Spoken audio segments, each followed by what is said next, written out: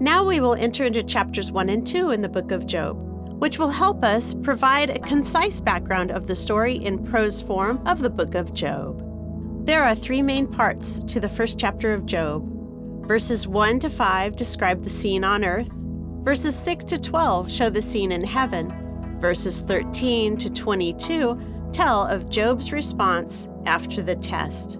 A common theme in wisdom literature is that we will reap what we sow. However, in this beginning chapter, we see Job, the righteous man, encounter terrible trials.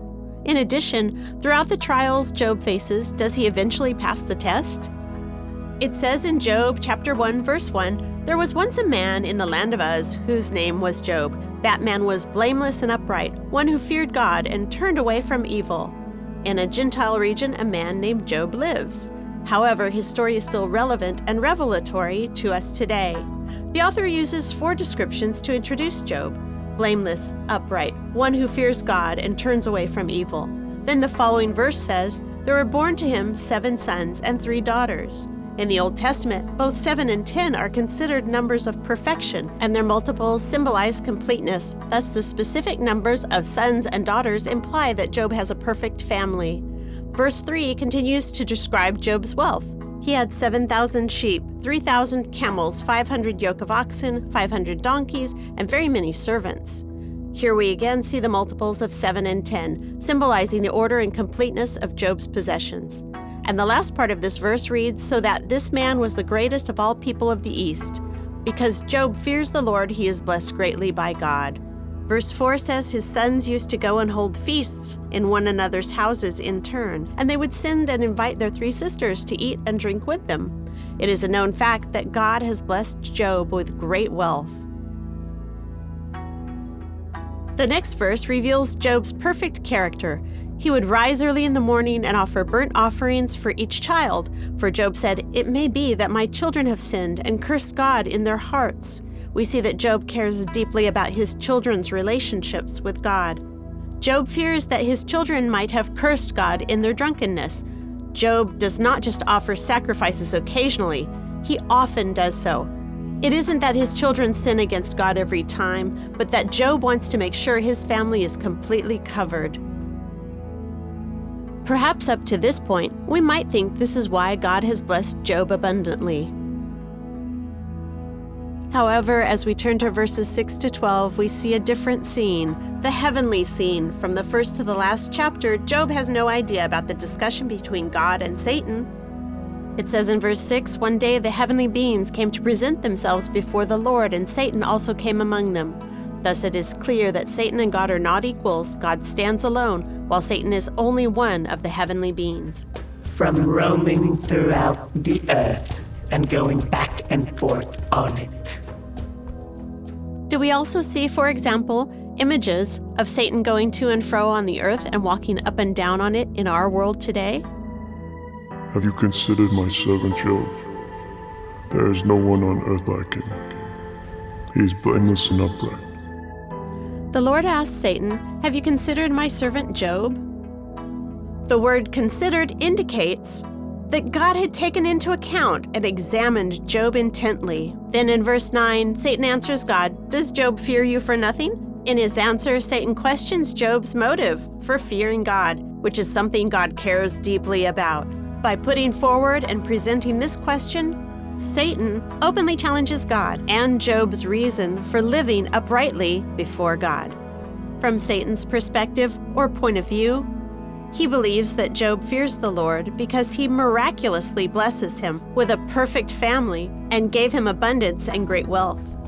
Have you not put a hedge around him and his household and everything he has?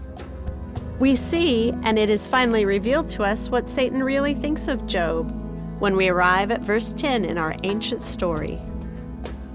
Stretch out your hand and strike everything he has, and he will surely curse you to your face.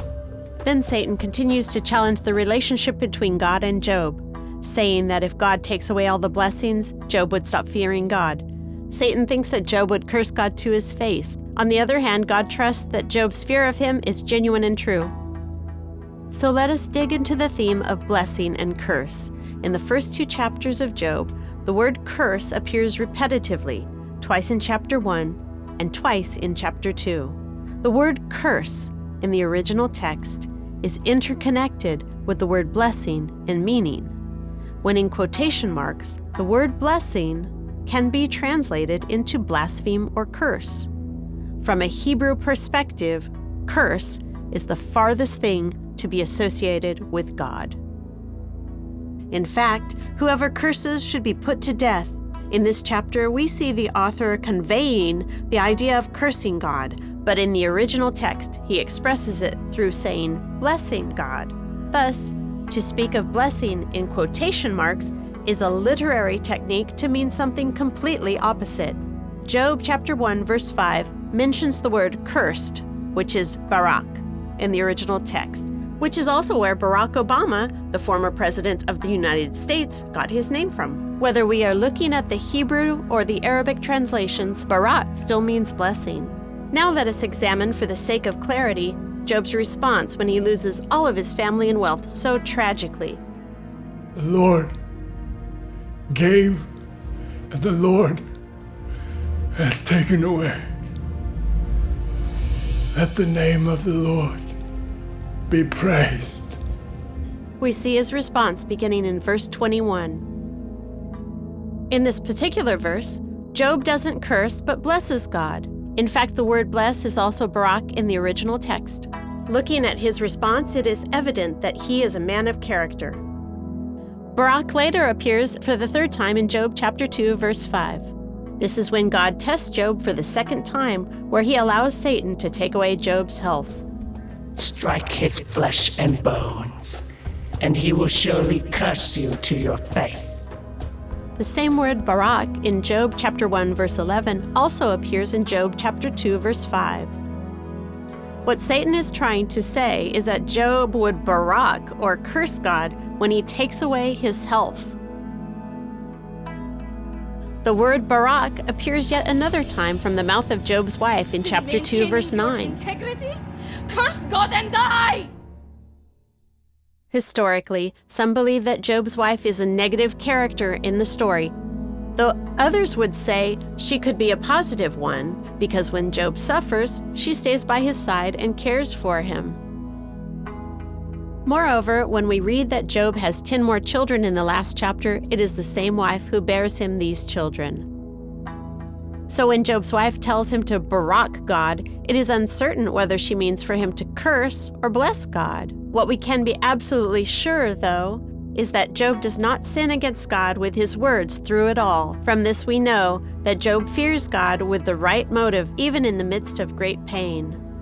Next, we see the author use 2 verbs, the first being nafal in Hebrew, which means to attack, fall, or collapse. These 3 words are the same in Hebrew. This word, nafal, appears for the first time in Job chapter 1, verse 15, where the Sabaeans attacked them, meaning that it was a sudden and unexpected occurrence. Later, verse 16 reads, "The fire of God fell from heaven." The verb here, fell, is the same as the word for attack. The 3rd time nafal appears is in verse 19, where it denotes collapsing. What is Job's response? We see him nafal. Job fell on the ground and worshipped. This indicates that he has accepted the tragedy that attacked and fell on his life. There's one other word to describe Job's suffering, lakah, in Hebrew, which means to take away.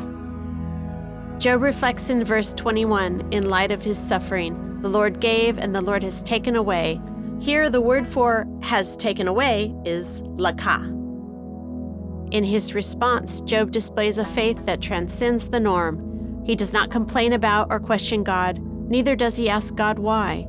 Instead, he says, "The Lord gave, and the Lord has taken away." As it reads in chapter 1, verse 22, in all this Job did not sin or charge God with wrongdoing. In Job chapter 2, verse 10, once again we see the author says, in all this Job did not sin with his lips. After responding without blaming or sinning against God, Job is visited by 3 of his friends. Following their visit, the 3 rounds of dialogue begin. At Spring of Water International Ministries, we invite you to journey with us, giving seed to the sower and bread to the eater. Isaiah 55:10. To find out more, follow Spring of Water International Ministries.